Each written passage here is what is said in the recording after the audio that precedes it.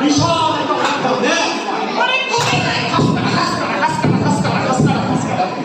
তোমার আজকে বাইতে বাইতে আমি কাজ কাটা মানে কাঁচা ভাষা কর মারেন না ওই সেই কাজ কাটা আরে দেখছেন কত বড় ব্যাগ রেডি করে রাখছি তা আবার আমি নিজে যে মাইর খাবো এর একটু কি চিন্তা আছে আল্লাহ তুমি একটু দেখো পাশেও রসনা ছিল গরুর রসনা না ঠিক আছে পুরি গরু গরু হতে গরু হয়ে কি উপকারী এ পে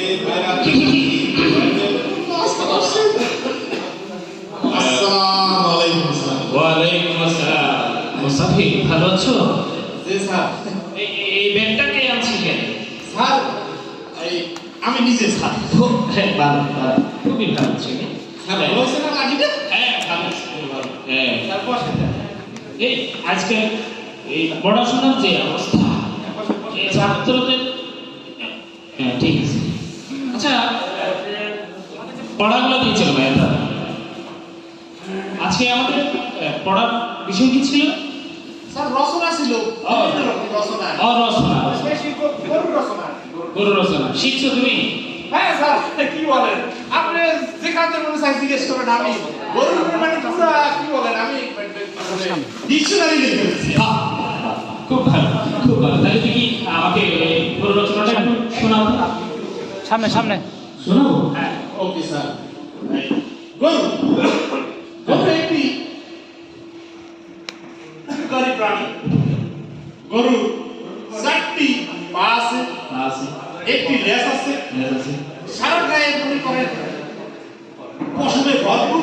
দুইটি চোখ আছে দুইটি নাক আছে হ্যাঁ এবং গরু আমাদের দুগ্ধ আমরা এর মাধ্যমে আমিষের সমাধান ঠিক আছে স্যার কিন্তু স্যার এই গরুটা খায় কি সবুজ ঘাস এই সবুজ ঘাস মনে করেন কোথায় পানির পাশে পানির মধ্যে থাকতে গেলে মধ্যে খাল থাকে এই খালের ভিতরে মধ্যে কুমির থাকে হ্যাঁ কুমিরের এত বড় বিশাল লেজ হ্যাঁ এত বড় বড় দুইটা মুখ হ্যাঁ এবং ভিতরে এত বড় বড় দাঁত এবং সারা গায়ে খাস কাটা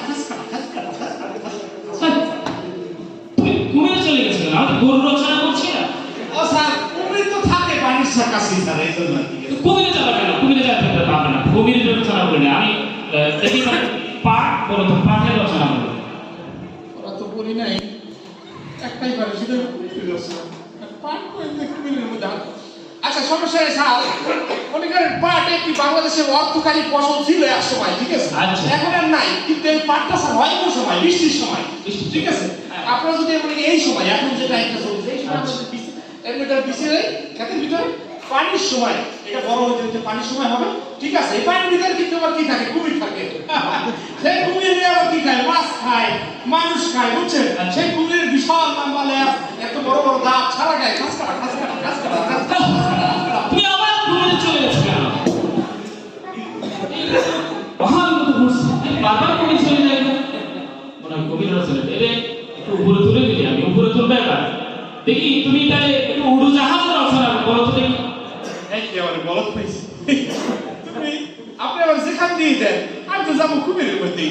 এই স্যার কোনো সমস্যা নাই আমি উড়োজাহাজ নিয়ে বলবো স্যার উড়োজাহাজ একটি দ্রুতগামী যান যেটার মাধ্যমে এক জায়গা থেকে আরেক জায়গা আমরা খুব দ্রুত পৌঁছে যেতে পারি কিন্তু মাঝে মাঝে আপনি স্যার দুর্ঘটনার কথা শুনবেন পৌঁছে যেতে পারি কিন্তু মাঝে মাঝে আপনি স্যার দুর্ঘটনার কথা শুনবেন প্লেন ক্রাশ হইয়া সমুদ্রের মধ্যে এই সমুদ্রের মধ্যে কি থাকে মাছ থাকে বড় বড় তিমি থাকে হ্যাঁ ইলিশ মাছ থাকে এই যে পাঙ্গাস মাছ থাকে আজকে যে মনে করেন আপনি খাইছেন কি মাছ পোয়া মাছ থাকে তার সাথে সাথে মনে করেন স্যার বিশাল এক কুমির থাকে কুমিরের ভিতরে এত বড় দাঁত পিছনে মনে করেন বিশাল নাম বলে সারা গায়ে ঘাস কাটা আবার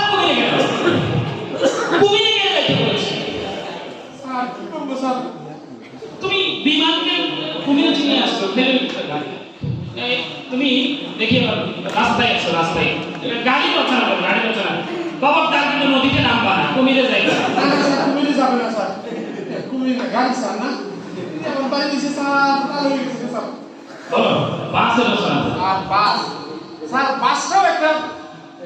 যানবাহন এর মাধ্যমে মনে করেন যে মানুষ এক জায়গা থেকে আরেক জায়গায় যাইতে পারে এবং গরু সেই যানের ভিতরে আরেকটা গুরুত্বপূর্ণ যান হলো ট্রাক। সেই ট্রাকের মধ্যে করে মনে করেন আমরা টেকনাফ থেকে কক্সবাজার আমরা গরু নিয়ে আসতে পারি। আচ্ছা এর মাঝখানে আসার সময় রাস্তার মধ্যে কত কালভার্ট আছে, ব্রিজ আছে। বাংলাদেশ সরকার মনে করেন ব্রিজ তো মনে করেন বাস দিয়ে বানাইছে না, সেই একটা ট্রাকের মধ্যে 50টা গরু উঠাইছে ওই ট্রাকের মানে ওই ব্রিজের উপরে পড়ার পরেই ওঠার পরেই মনে করেন ব্রিজটা ভাঙিয়া বর্ষে বাড়ির মধ্যে বানিয়েছিল খুবই আবার ঠিক আছে স্যার। এমন মনে করেন কত জাননি এই যে কুমিরের বিশাল বড় দাঁত, বিশাল বড় লেজ, তো বড় বড় চোখ, সারা গায়ে আবার তুমি কেন যেই বলি না কেন সবার বস্তু তুমি এর মধ্যে থাকো। এই তোমাকে কি আজকে আর পড়া হবে না। তুমি দেখি সর্বশেষ আমি অনেক দূরে চলে যাবো,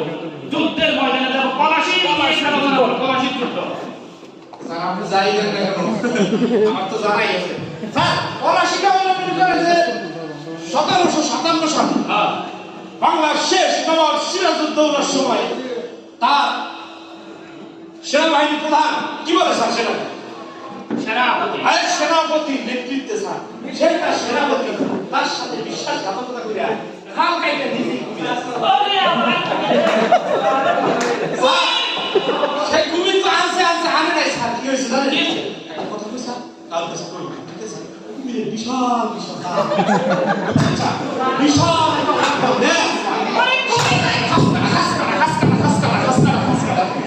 তোমার আজকে পাইতে পাইতে আমি কাজ কাটা মানে কাঁচার ভাষা তো মারেন না স্যার। পয়সার কাজ কাটা আরে স্যার কাঁচা আমি কথা বলি ঠিক আছে কুমির আচ্ছা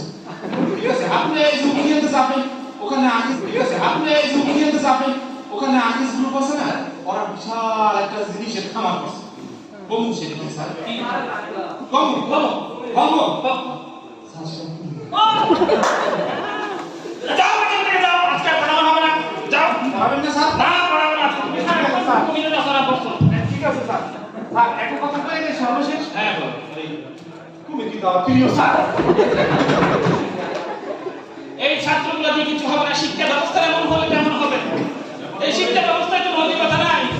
আমাদের শিক্ষা ব্যবস্থা নৈতিকতা আনতে হবে আগে। নৈতিকতা সম্পন্ন শিক্ষা ব্যবস্থা না হলে আমাদের